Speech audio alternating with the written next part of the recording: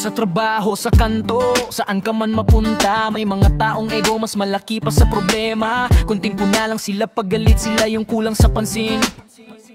Ayaw makinig, akala nila sila lang tama. Kahit mali, paulit-ulit nila sinasabi sila ang tama. Puro sadsad pero kulang naman sa gawa. Lakas manghusga pero may takot din sila sa sarili nilang pagkakamali. Tingnan mo muna ang sarili mo sa salamin bago ka maghusga. Ego ng mga toxic na tao, sila ang pasimuno ng ingay at gulo. Ayaw magpatalo, magbago, kahit silang mali, iba pa rin ang sinisisi nito.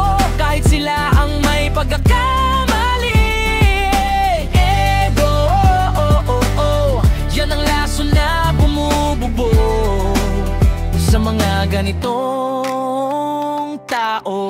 May ginagawa kang mabuti pero sila pa ang naninira. Nagawa pa nila magbait-baitan sa harapan mo, pero sa likod nito puro kasinungalingan at chismis na may halong inggit. Gusto nila sila ang bida sa ginawang kasinungalingan, kahit sa kwentong sila naman talaga ang may kasalanan.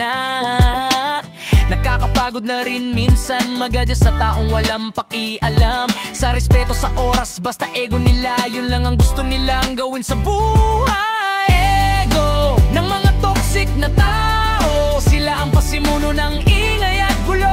Ayaw magpatalo, ayaw magbago, kahit silang mali, iba pa rin ang sinisisi nito. Kahit sila na ang may kasalanan.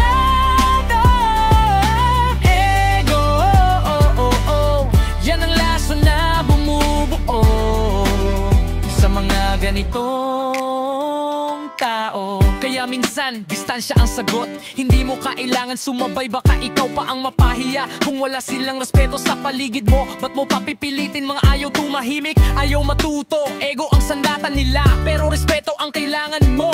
Yan ang tunay na panalo.